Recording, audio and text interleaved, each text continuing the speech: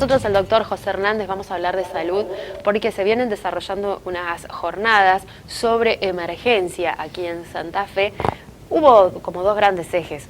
Hoy la charla va a estar orientada a qué tenemos que hacer, por ejemplo, el común de la gente ante un caso de emergencia, pero la idea es charlar sobre si estamos o no preparados, tanto desde la enfermería y la medicina, para asistir y mejorar la asistencia del paciente en estos casos. ¿Cómo le va, doctor? ¿Qué tal? Gracias Muy buenos por días. venir, ¿eh? No, al revés, gracias a ustedes. Cuéntenos un poquito, porque estábamos charlando antes de ingresar, nos decía que ni el personal de enfermería ni los médicos están tan capacitados en enfermería como deberíamos. ¿Por qué se da esto, doctor?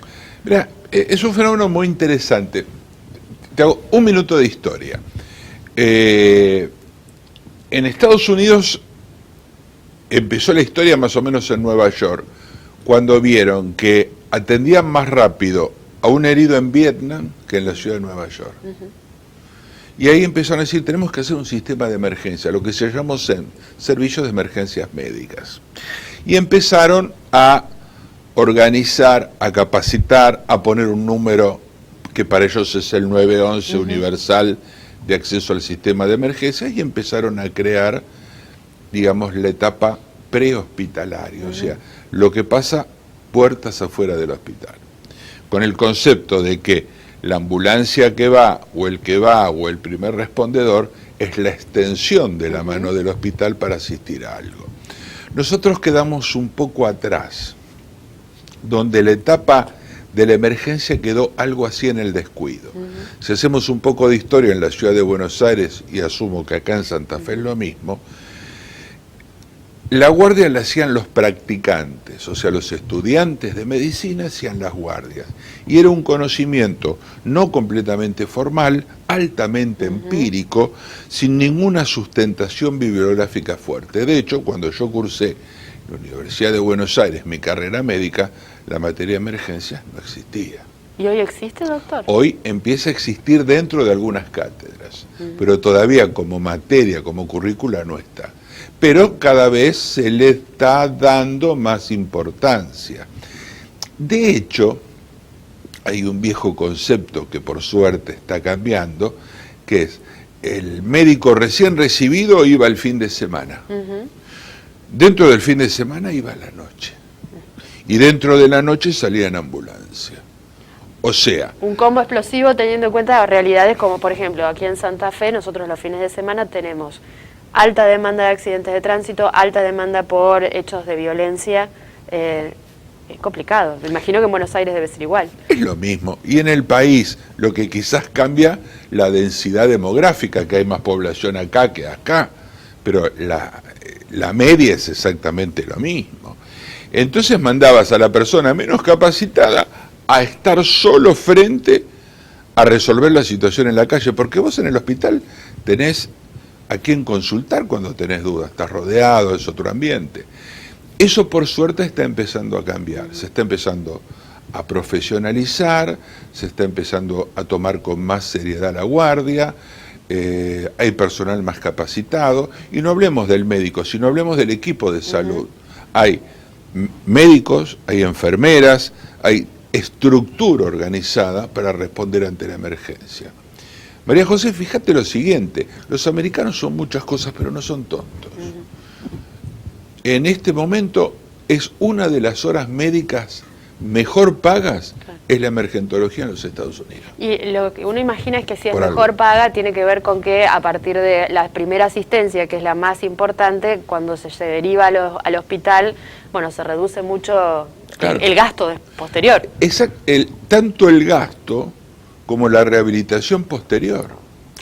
En el mundo existe lo que se conoce como pirámide del trauma. Los mal llamados accidentes de tránsito, o sea, la muerte por causa externa que involucra, bueno, los mal llamados accidentes de tránsito, deportivos, laborales, homicidios, suicidios, todo ese grupo son 32 personas por día en nuestro país. Solo por las colisiones vehiculares, 22.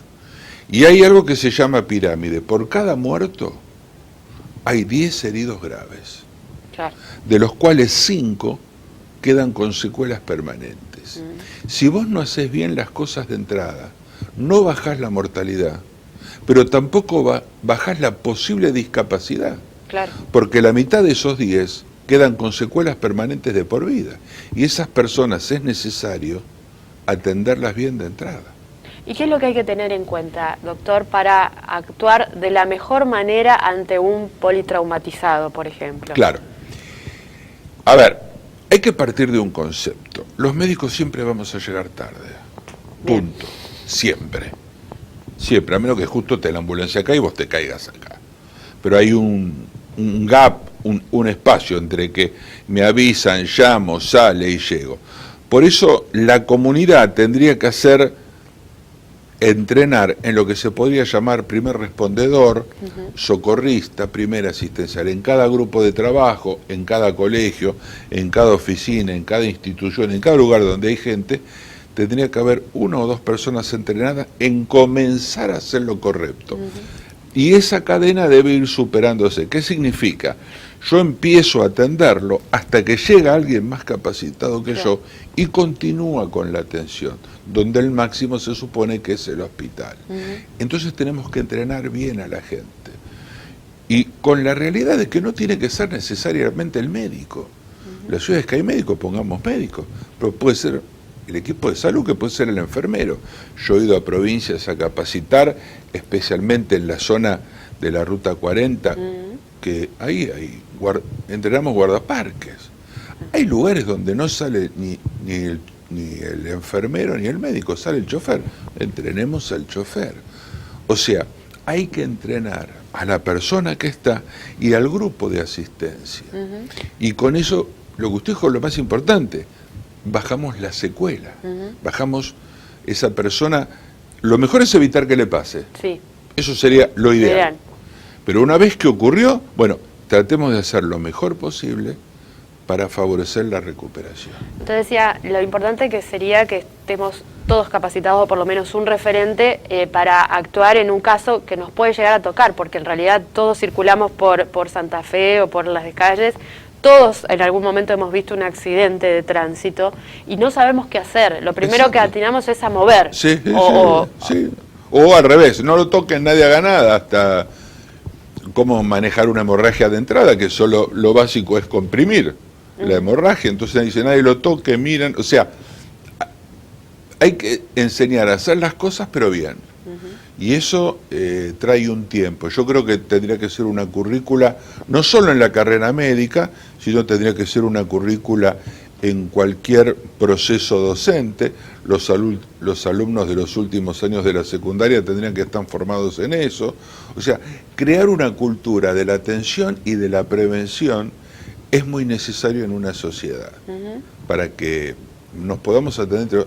Nos puede pasar nosotros en un asado familiar, que alguien se ahogue y no sabemos qué hacer. No sabemos qué hacer. Hay gente que quiere ayudar en la calle, tiene la intención y no sabe qué hacer. ¿Qué es lo que no hay que hacer nunca? Y bueno, hay varios tips. A ver, hay mitos, al que me viene ahora a la cabeza, las personas que convulsionan, por ejemplo, enseguida se va a tragar la lengua, uno se pone una corbata, un pañuelo, le mete los dedos en la boca. No, eso no hay que hacer. Eso no. En los chicos a veces son muy frecuentes las hemorragias nasales. Lo primero que se hace, se le pone algodón, la cabeza para atrás. Hay que hacer justamente lo contrario, la cabeza para abajo, sonarse fuertemente la nariz y comprimirse. Las personas que tienen una convulsión, aparte de ponerle un objeto, los dedos, un guante en la vía aérea, enseguida lo agarran tratando de contener la convulsión. Eso es imposible. Son tips que se han pasado de generación en generación y se hicieron mitos. Una persona se quema y vienen una serie de remedios caseros innombrables, manteca, dentífrico, bueno, hemos visto de todo. Sí. Bueno, si alguien se quema y le sale una ampollita, hay que romper la ampolla y bueno... Eso no hay que hacer. No hay que hacerlo. Hay que vendarlo, pero bueno, si la ampolla no está rota, si está rota hay que terminar de destecharla. Pero quiero decir, hay varios elementos que hacen que se cree una magia o una cultura no adecuadamente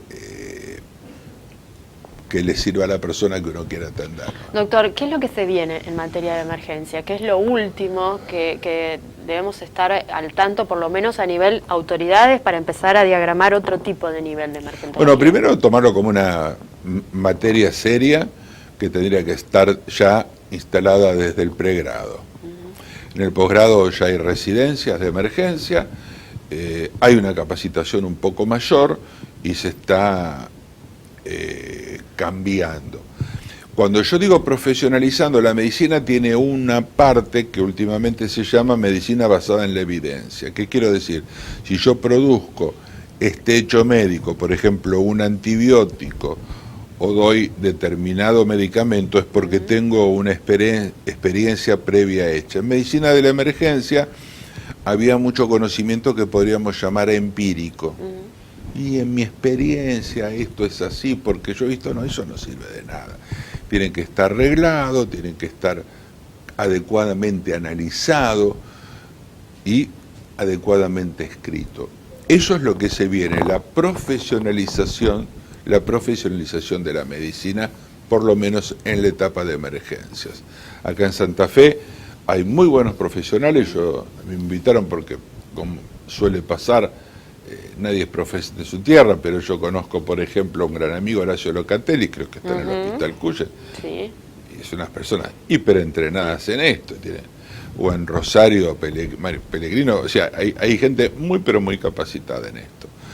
Lo que hay que hacer es trabajar, difundir, trabajar en comunidad con los bomberos, con la policía.